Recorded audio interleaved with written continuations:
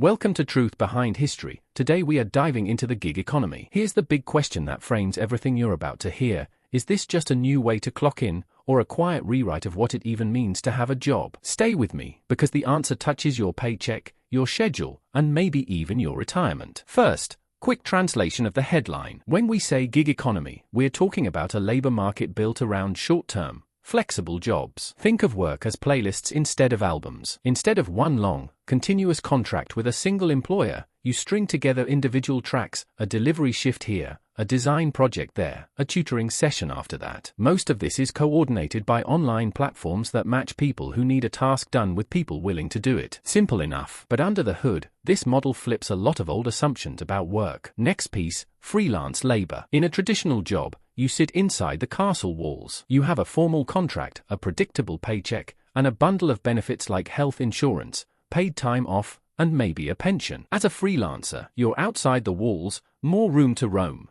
more views, more choices, but you carry your own gear. Autonomy goes up. So does responsibility. You can choose your hours and your clients, which sounds like freedom, and often is, but you're also the one handling taxes, buying your own equipment, and dealing with the slow weeks when the phone doesn't ring. It's independence with invoices. Now, scale matters. This isn't a niche hobby for night owls and side hustlers. In 2023, more than 1.5 billion people did some form of gig work around the world. Let that sink in. That's not a subplot. That's a cast of millions. The market value already exceeds $455 billion, and projections call for roughly 17% annual growth. If those numbers hold, we're not looking at a passing trend. We're watching a new operating system for labor install itself in real time. But here's the nuance I want you to hold as we move forward. Flexible does not automatically mean stable. Choosing your hours doesn't always mean choosing your income. And when platforms handle the matchmaking, the rules of the game, who sees which job, who sets the rate, who gets delisted, can sit somewhere you can't see. That's not a verdict, it's a map legend. I'm giving you the symbols so you can read the terrain. So on this slide, take 3 takeaways. 1. Definition: a marketplace of short, digital-mediated tasks performed by independent contractors. 2. Structure: autonomy in exchange for taking on the responsibilities a traditional employer used to carry. 3. Scale: a global phenomenon with serious momentum, measured in hundreds of billions of dollars and a population the size of a continent's workforce. As we continue, we'll peel back how we got here, what trade-offs live beneath the shiny promise of flexibility, and why this matters for anyone who earns, hires, or hopes to retire. For now, keep the core idea in your pocket. The gig economy is not just new work, it's new rules for work.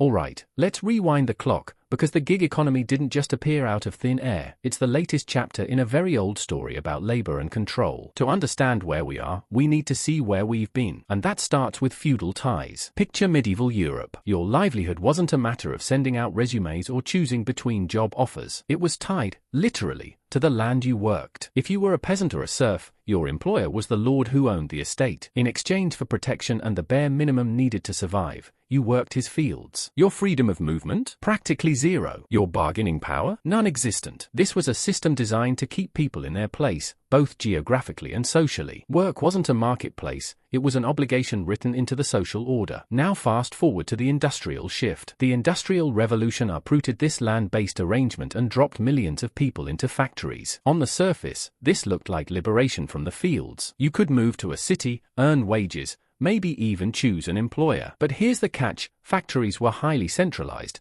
and that meant the power structure didn't disappear, it just moved indoors. Owners controlled not just your work, but often your housing, your schedule, and your very access to income. Instead of the manners gate, it was the factory's clock-in bell that ruled your life. Finally, we arrive at modern corporate labor. Wage-based employment became the standard, and with it came the rise of massive corporate structures. At first, this meant stability, regular paychecks, the possibility of benefits, maybe even a pension if you stayed long enough. But over time, these corporations consolidated economic control. Think about it, a few companies in each industry deciding the going rate for labor, the standards for working conditions, and, if you were lucky, what kind of retirement you'd have. For many, the corporation replaced the feudal lord, just with a suit and a logo instead of armor and a crest. So why does all this matter for a discussion about the gig economy? Because these historical shifts show a pattern. Whenever the structure of work changes, it's not just about new tools or industries, it's about who holds the power, and how that power shapes the lives of workers. The names change, the technology changes,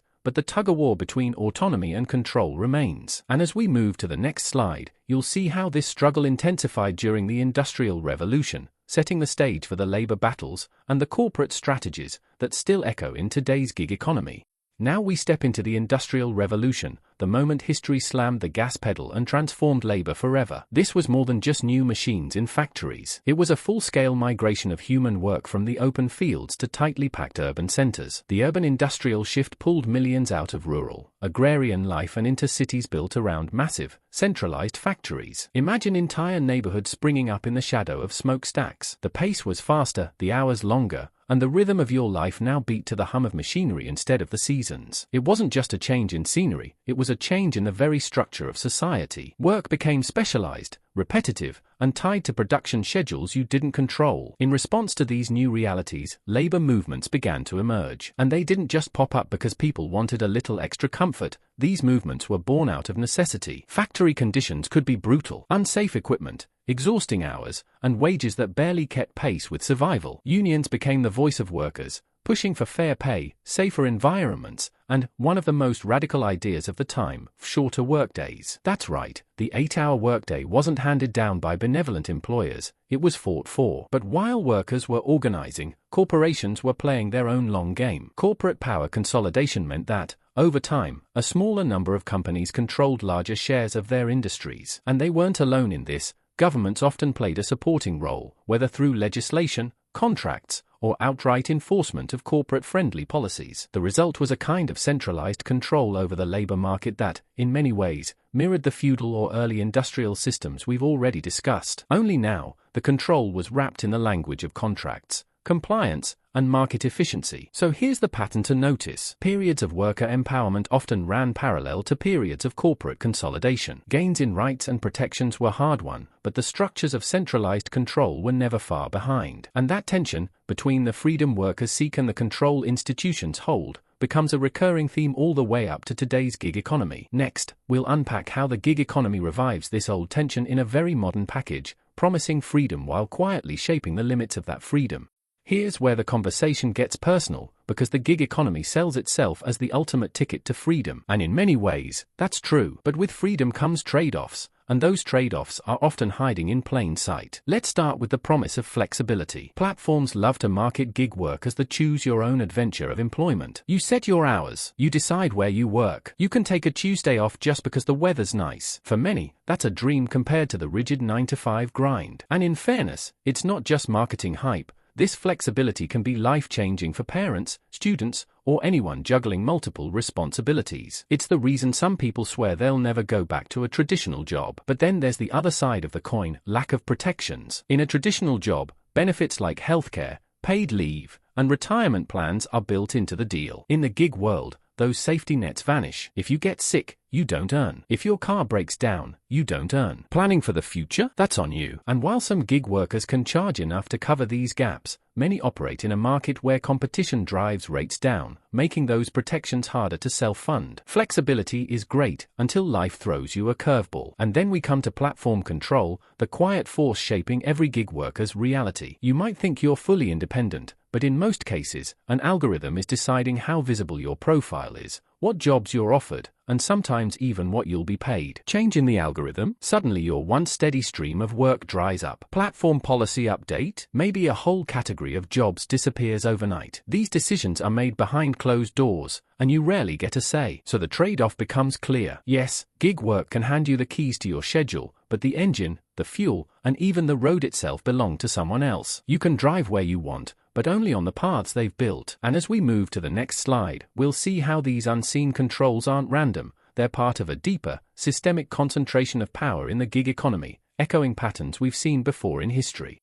Now we step into one of the most revealing parts of the gig economy story, centralized control. And here's the twist. It's not control in the old-fashioned sense of a boss standing over your shoulder. It's something quieter, subtler, and arguably more powerful. In the gig model, the platforms set the terms of engagement. They decide what independent contractor means in practice. They establish the commission rates, dictate payment schedules, and write the rules on how disputes are resolved. And while these rules may be framed as neutral or even beneficial, they almost always tilt in favor of the platform itself. You agree to them not because you negotiated, but because they're baked into the take-it-or-leave-it terms of service. Then there's the clever shifting of costs. In a traditional job, the employer covers certain expenses, tools, training, sometimes even transportation. But in gig work, these costs are passed down to you. Delivering food? You're paying for gas, maintenance, and maybe even special equipment. Freelancing online? You're covering your software subscriptions, high-speed internet, and hardware upgrades. The platform takes a percentage of your earnings without absorbing the risks or the operational expenses that traditional employers have to carry. And here's where the ethical questions start to pile up. How much should a company be allowed to dictate the behavior of people they call independent? Can you truly be independent when your livelihood depends on decisions made by a centralized algorithm you can't see or influence? These aren't just abstract questions.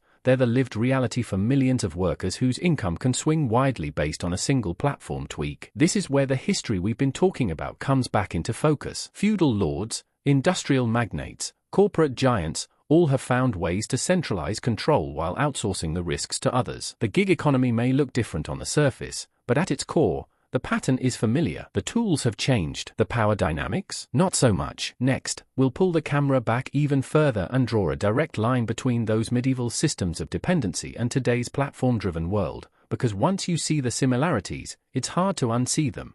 Alright, let's connect the dots, because the parallels between feudalism and the gig economy are striking once you look closely. On the surface, they couldn't seem more different. One involves castles and kings, the other involves apps and smartphones. But under the skin, both are built on a foundation of dependency. In feudalism, peasants and serfs worked the land owned by a lord. They had limited freedom of movement and little to no bargaining power. In exchange for protection and permission to live on the land, they handed over a share of their labor and harvest. Their survival depended on staying in good standing with the person who controlled access to that land. Now compare that to today's platform economy. Gig workers are free in theory. They can log in and out when they choose. They can work for multiple platforms, but their access to income still depends on staying in good standing with a centralized authority. Instead of a lord, it's an algorithm. Instead of fields, it's a digital marketplace. And just like in feudal times, the rules are set at the top, with little to no direct input from those who actually do the work. Here's where the lesson from history comes in. Over time, societies began to regulate feudal relationships, slowly creating laws and systems that gave more rights to those at the bottom. But those changes were often hard-won and decades in the making. The same question hovers over the gig economy today. Will we see a push toward protections,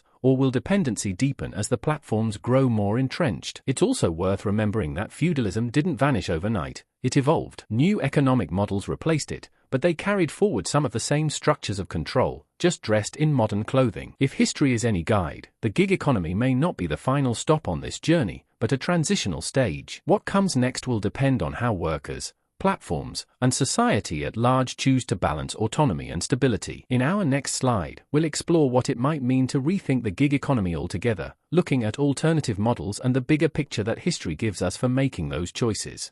Now it's time to step back and ask the big question: do we have to accept the gig economy exactly as it is, or can we rethink it? History suggests we always have options, even if the dominant system tries to convince us otherwise. Looking back, we've seen patterns repeat. Labor systems rise, promising new opportunities, only to centralize power and create dependencies. Then, sooner or later, pressure builds for reform or alternatives. The feudal system gave way to wage labor. Industrial excesses sparked labor rights movements. Even massive corporate monopolies have been challenged and broken up when the imbalance became too glaring. Each time, the shape of work changed, not because it had to, but because people demanded it. So what could rethinking the gig economy look like today? For one, there are alternative models emerging. Some workers are forming cooperatives, platforms owned and governed by the people who actually do the work. Others are pushing for portable benefit systems, where healthcare, retirement savings, and paid leave are tied to the individual, not the employer or platform. These ideas aren't perfect, but they show that flexibility doesn't have to mean total instability. There's also the personal side,